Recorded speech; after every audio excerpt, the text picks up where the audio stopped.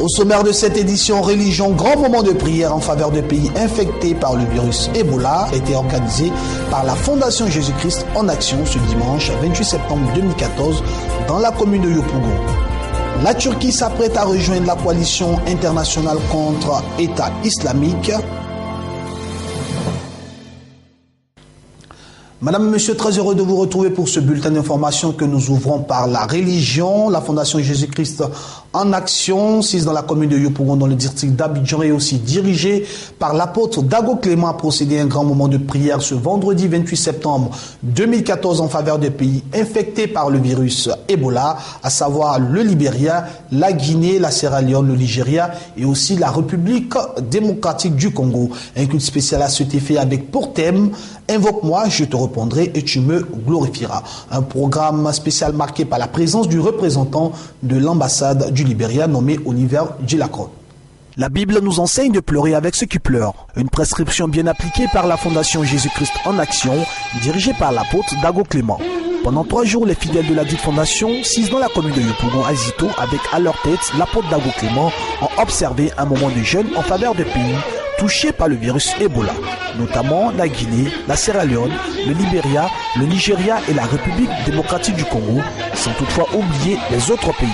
Le dimanche 28 septembre 2014 marquait l'apothéose de ce moment avec un culte spécial pour un moment intense de prière avec pour thème « Invoque-moi, je te délivrerai et tu me glorifieras ». Ce rassemblement ecclésiastique a été marqué par la présence du représentant de l'ambassade du Libéria en Côte d'Ivoire, M. Oliver Gilacron Lumba. Après un moment d'adoration, le visionnaire de la fondation, l'apôtre Dago Clément, s'appuyant sur le livre de Matthieu chapitre 18, a exhorté le peuple en ces thèmes « Ce que vous lirez sur la terre sera lié dans les cieux ». Toutes ces puissances mondiales se mobilisent pour endiguer cette maladie. Mais où sont les chrétiens? Que font-ils? Pourquoi? Nous qui Dieu a donné le pouvoir de marcher sur le serpent, les scorpions, sur toute la puissance des ténèbres. Pourquoi restons-nous muets? Pourquoi? Alors que nos frères sont en train de mourir. Longtemps tu as prié pour tes sujets personnels. Mais il est bon de te souvenir tes frères. C'est en cela que tu auras un retour. Amen. Tout ce que nous lions sur la terre est lié dans les cieux. À la suite de l'exhortation de l'apôtre Dago Clément, un moment intense de prière pour les pays infectés, particulièrement pour la ministre de la Santé du Libéria, qui s'est mise en quarantaine après le décès d'un de ses plus proches collaborateurs.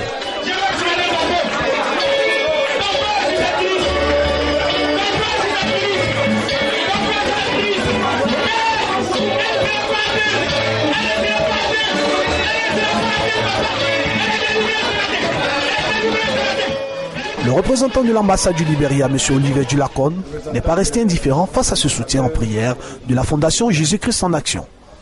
Vraiment, le sentiment qui m'anime ce matin est très immense pour avoir mes frères ivoiriens de cette assemblée Fondation Jésus-Christ en action. Venez pour les remercier pour tout ce qu'ils ont fait pour nous. Il n'est pas facile de ce qu'ils ont fait.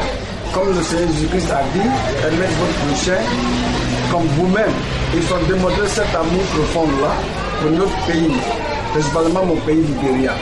Alors je suis tellement content d'être parmi vous, parmi eux aujourd'hui, et que le message aussi qui est venu, je crois à ça, qu'à partir d'ici, le Libéria est guéri au nom de Jésus-Christ. Amen. Un moment à la gloire du Tout-Puissant qui nous a guéris par ses maîtres sûrs.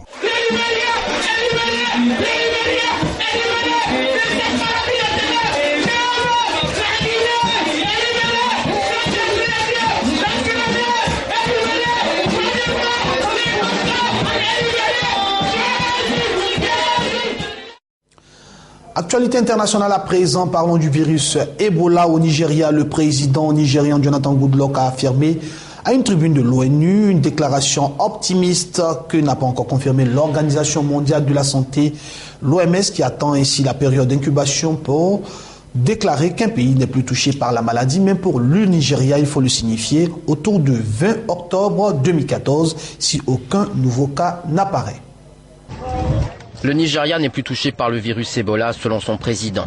Goodluck Jonathan l'a affirmé hier à la tribune de l'ONU, une déclaration optimiste que n'a pas encore confirmée l'Organisation mondiale de la santé. L'OMS attend 2 fois la période d'incubation pour déclarer qu'un pays n'est plus touché par la maladie. Pour le Nigeria, cela signifie autour du 20 octobre si aucun nouveau cas n'apparaît. Pays le plus peuplé d'Afrique, le Nigeria fait état de 7 victimes et de 20 cas. L'OMS parle quant à elle de 8 morts. Alors que l'épidémie continue, les chercheurs poursuivent leurs travaux, comme ici à l'université d'Oxford. Il s'agit d'un essai de vaccin remarquable. Il y a environ 1 mois, nous étions loin d'imaginer une telle perspective et qu'on allait avoir un vaccin disponible pour des tests cliniques. Le virus Ebola a tué au moins 2811 personnes sur 5864 cas en Afrique de l'Ouest, essentiellement au Libéria, en Guinée et en Sierra Leone, selon le dernier bilan de l'OMS arrêté au 18 septembre. Mais parfois, les équipes médicales sont prises pour cible et accusées d'être à l'origine de la maladie, comme ce fut le cas en Guinée la semaine dernière. Parlons à présent de bouleversements politiques en République démocratique du Congo, où quelques milliers de personnes ont manifesté le samedi dernier à Kinshasa contre l'intention du président congolais Joseph Kabila de modifier la constitution pour se maintenir au pouvoir.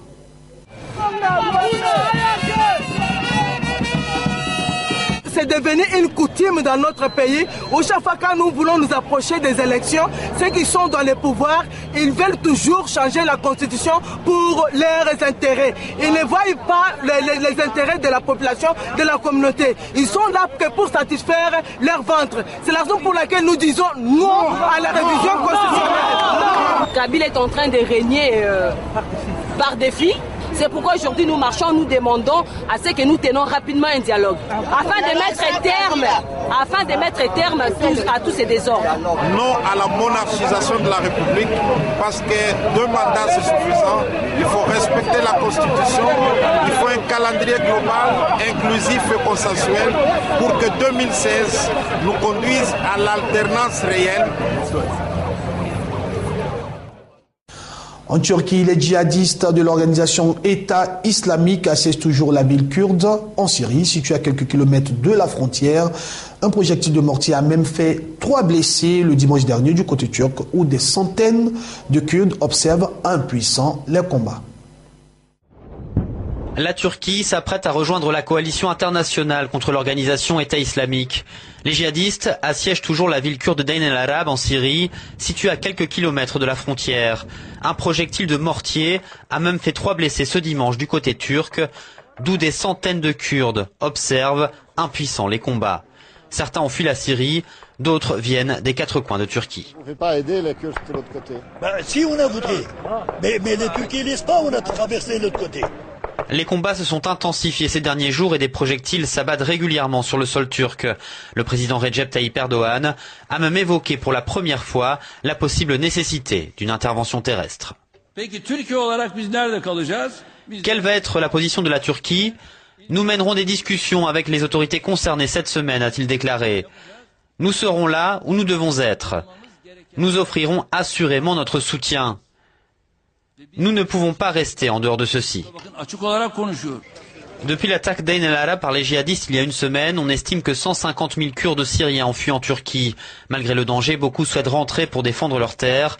Les militaires les laissent passer, à la différence des Kurdes de Turquie, qui veulent aussi aller au combat. Militaires russes et ukrainiens se sont rencontrés le vendredi dernier 26 septembre 2014 pour la première fois à proximité de la ligne de front afin de discuter de la mise en place d'un nouveau cessez-le-feu dans l'est de l'Ukraine. Le résultat de cette rencontre toujours inconnu, a indiqué le porte-parole de l'armée ukrainienne. Доброго дня. 25-ї окремої Дніпропетровської повітряно-десантної продовжує свою діяльність робоча група. Le groupe de travail en charge de la coordination des questions du cessez-le-feu travaille en permanence. Ce groupe inclut des représentants de l'armée ukrainienne, un groupe d'observateurs de l'OSCE et des soldats russes. Les représentants russes, dirigés par le commandant en chef adjoint de l'armée de terre russe, le lieutenant général Alexander Lentsov, sont actuellement à Donetsk.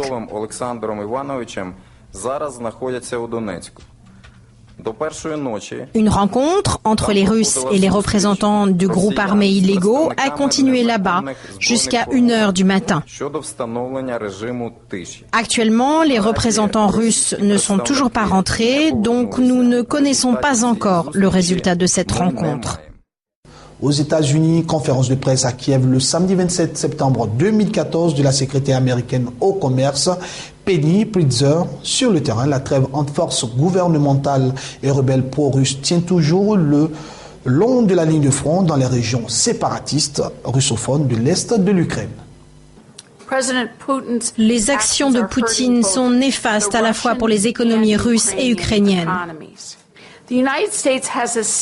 Les États-Unis ont à cœur d'aider l'Ukraine à construire un pays stable et prospère pour tous ses citoyens. Et en particulier, la décisive action anticorruption. Nous espérons vraiment voir la législation sur la lutte contre la corruption actuellement devant le Parlement adoptée avant les prochaines élections. Si l'Ukraine réussit à mettre en œuvre ces réformes, ce marché pourra présenter de phénoménales opportunités pour les affaires. Destination Asie, à présent précisément à Hong Kong, le calme semble être revenu ce lundi dernier après une nuit de tension. Néanmoins, il faut le souligner, des milliers de manifestants pro-démocratie occupent toujours plusieurs quartiers de la ville. Motif de cette contestation, la décision de Pékin de faire une sorte de présélection des candidats habilités à se présenter aux prochaines élections générales de 2017. À Hong Kong, le calme semble être revenu ce lundi après une nuit de tension. Des milliers de manifestants pro-démocratie occupent toujours plusieurs quartiers de la ville. Motif de la contestation, la décision de Pékin de faire une sorte de présélection des candidats habilités à se présenter aux prochaines élections générales en 2017. Pas question, estiment les manifestants qui réclament un scrutin entièrement libre. Ce lundi, le gouvernement de Hong Kong semble vouloir apaiser la situation. Il a annoncé le retrait de la police anti-émeute tout en appelant à la fin des manifestations. J'appelle ceux qui bloquent les rues à rentrer chez eux calmement et rapidement afin de ne pas perturber la vie quotidienne des habitants. J'appelle aussi les responsables du mouvement Occupy à cesser leur rassemblement et ce pour le bien de tous. Cela fait plusieurs semaines que les militants pro-démocratie s'activent dans l'ancienne colonie britannique. Leur mobilisation s'est accélérée ces derniers jours, notamment ce week-end. Beaucoup de gens sont venus et ils répétaient des slogans tels que « Nous voulons une vraie démocratie, nous voulons un vrai suffrage universel », commande ce responsable du mouvement de contestation Occupy. Or, c'est exactement ce que nous réclamons. On ne peut donc que s'en réjouir. La nuit dernière, les forces de l'ordre ont usé de gaz lacrymogène pour tenter de disperser la foule. Ces heurts auraient fait une quarantaine de blessés. La police a procédé à plusieurs dizaines d'arrestations.